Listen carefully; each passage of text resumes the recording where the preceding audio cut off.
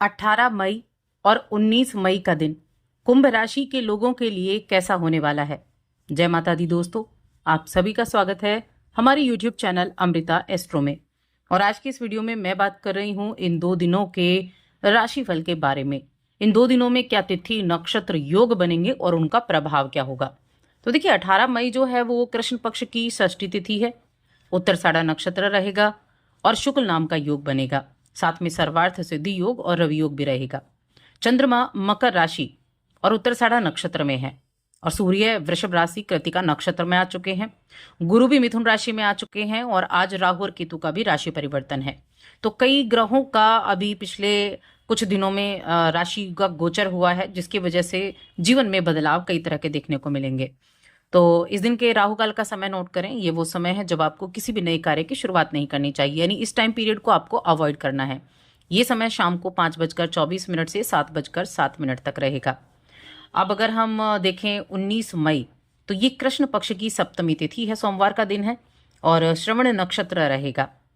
यहाँ ब्रह्म नाम का योग बनेगा। चंद्रमा मकर राशि में ही होंगे, लेकिन नक्षत्र बदल जाएगा, श्रवण नक्षत्र हो जाएगा। इसके बाद योग की मैं बात करूं तो इस दिन भी सर्वार्थ सिद्धि योग और रवि योग बने हुए हैं, जो कि पूरा दिन बनने वाले हैं। यानी ये दोनों ही दिन जो है ना, ये दोनों योग बड़े अच्छे योगों की श्रेणी में रखे जाते हैं, जिनमें ये दोनों दिन आए हैं। राहु काल का समय जो रहेगा वो सुबह 7:11 से 8:53 तक रहने वाला है। तो ये हो गई हमारी ग्रहों की स्थिति। अब इन्हीं के आधार पर हम जानेंगे कि ये जो दिन है ये आपके लिए कैसा रहने वाला है। तो पहले मैं बात करूंगी 18 मई के बारे में, लेकिन आगे बढ़ने से पहले एक छोटा सा ही निवेदन है। चैनल पर पहली बार आए हैं, अभी तक चैनल को सब्सक्राइब नहीं किया है तो सब्सक्राइब ज़रूर कर लें। तो देखिए इस दिन की अगर हम बात करें तो आपके जो चंद्रमा की स्थिति है वो आपके 12वें भाव में है। 12वें भाव में चंद्रमा है, वहाँ से छठे घर को देख भी रहे हैं और मकर राशि के यानी कि शनि की राशि के ही चंद्रमा भी बनते हैं। इसके अलावा हम देखें तो कर्क राशि, जिस घर को देख रहे हैं वो कर्क राशि है, यानी सूर्य चंद्रमा की अपनी राशि भी है। तो ये समय एक तो थोड़ा सा अपनी हेल्थ का ध्यान रखें, थोड़ा सा हेल्थ प्रॉब्लम हो सकती है, या हम कह सकते हैं काम का प्रेशर ज़्यादा भी रह सकता है, जिसकी वजह से आपको ऐसा थोड़ा ढीलापन दिखाई दे। माता की हेल्थ का भी आपको थोड़ा सा ध्यान रखने की आवश्यकता है।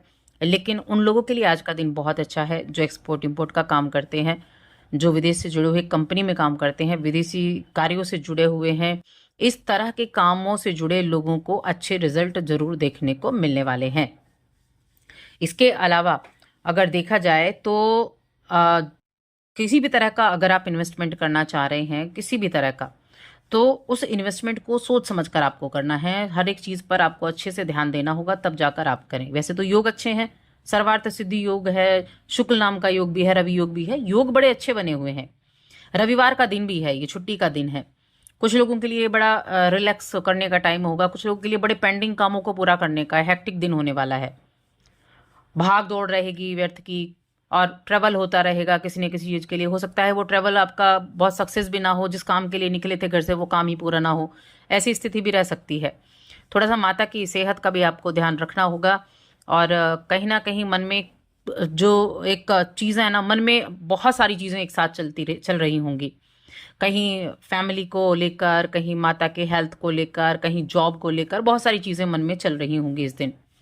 अब अच्छा किन चीज़ों के लिए है तो ये दिन, तो देखिए एक तो मैंने बताया विदेश से जुड़ी हुई चीज़ों के लिए ये बहुत ही अच्छा दिन होने वाला है। दूसरा, प्रेम जीवन और वैवाहिक जीवन के लिए बड़ा उत्तम दिन है ये।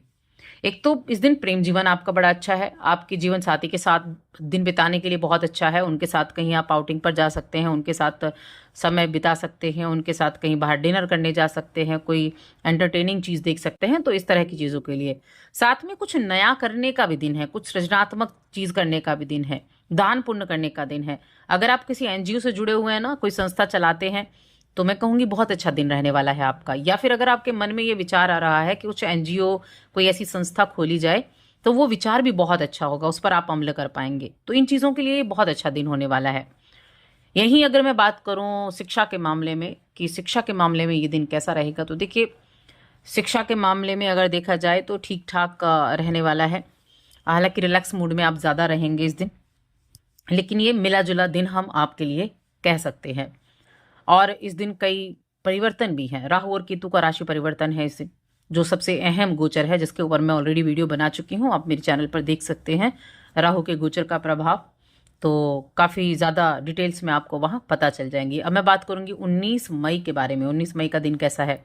तो सप्तमी तिथि है, सोमवार का दिन है, सप्ताह का पहला दिन है और यहाँ श्रवण नक्षत्र रहेगा।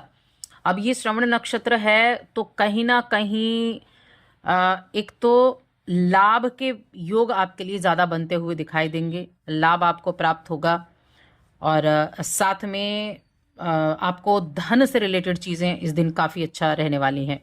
परिवार का सपोर्ट भी आपको देखने को मिलेगा। यहाँ चंद्रमा तो मकर राशि में ही होंगे, लेकिन एक होता है ना कि एक संचित धन है आपके पास, उसको किस तरह से आप इन्वेस्ट कर सकते हैं उसकी तरफ आप ध्यान देते हुए दिखाई देंगे मकर राशि में चंद्रमा की स्थिति के कारण।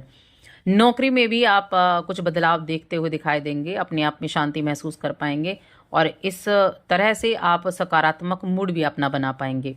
आपके अंदर जो छुपी हुई प्रतिभा है उसका सही इस्तेमाल कर पाएंगे, सही तरीके से उस पर काम कर पाएंगे, जो आपके लिए बेहद अच्छी रहेगी। अपने कार्यालय में, अगर आपकी कार्यालय की मैं बात करूं, ऑफिस की बात करूं, तो वहां आप अपने प्रभाव को बरकरार रखेंगे। ऐसे लोगों से जरूर दूरी बनाकर रखना जो विघ्नकारी होते हैं कामकाज में। यानी ऑफिस में कई लोग ऐसे आपको मिलेंगे ना जो हर तरह से आपके बस काम में रुकावटें डालते रहते हैं, विघ्न डालते रहते हैं। तो ऐसे लोगों से थोड़ी सी दूरी बनाकर रखेंगे तो अच्छा रहेगा। बाकी आपके काम में आज लाभ के संकेत जरूर दिख रहे हैं और जैसा कि मैंने अभी पहले भी बताया था, चैरिटेबल संस्था से जुड़े लोगों के लिए काफ़ी अच्छा दिन रहेगा। कहीं ना कहीं से दान पुण्य का योग बनता हुआ दिखाई दे रहा है, कहीं ना कहीं से आपको ऐसा कोई दान आपको मिल सकता है। अगर आप इस तरह काम करने के बारे में सोच रहे हैं तो आज उस पर अमल कर पाएंगे, आज उसकी नींव रख पाएंगे, आर्थिक स्थिति भी आपकी सुधरेगी और प्रॉफिट भी रहेगा। इस पैसे का बस बेहतर तरीके से इस्तेमाल करें। जिस चीज़ के लिए आप ले रहे हैं उसका अच्छे से इस्तेमाल आपको करना है, क्योंकि ये चीज़ें जितना आप इनका दुरुपयोग करते हैं उससे कई गुना जो नेगेटिव चीज़ें हैं वो फिर आपके जीवन में होने लगती हैं। हमेशा इस चीज़ को याद रखें। काम करने का जो जुनून है ना आपका, जो अधिकार जताने की प्रवृत्ति है, वो अच्छा है, लेकिन कुछ रिलेशंस में अच्छा नहीं है। जैसे अगर आप अपने साथी के ऊपर किसी तरह का अधिकार बहुत ज़्यादा जमाने लग जाए तो वहाँ रिलेशंस थोड़े से वीक हो जाते हैं, तो उस चीज़ को अवॉइड करना है। बाकी चीज़ें जो हैं वो मैं कहूँगी ठीक ठाक रहने वाली हैं और माता की सेहत का इस दिन भी थोड़ा सा ध्यान रखें। इम्प्रूवमेंट थोड़ा दिखाई देगा, लेकिन फिर भी ध्यान आपको रखना होगा।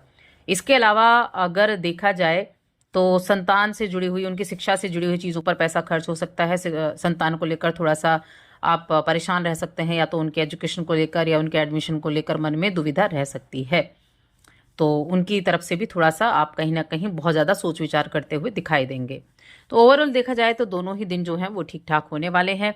और केतु के जो हमने गोचर की बात अभी तक नहीं की है, तो केतु के गोचर के ऊपर जल्दी ही आपको वीडियोस मिल जाएंगी। अब उपाय की बात करें, इन 2 दिनों में आपको क्या उपाय करना चाहिए, तो मैं उपाय के तौर पर कहूँगी कि आप भगवान शिव की ही आराधना करें, शिवलिंग का अभिषेक करें, जो चंद्रमा के लिए अच्छा है। और 2 दिनों में चंद्रमा 12वें भाव में है तो अच्छा रहेगा। और साथ ही चैनल को सब्सक्राइब कर लें।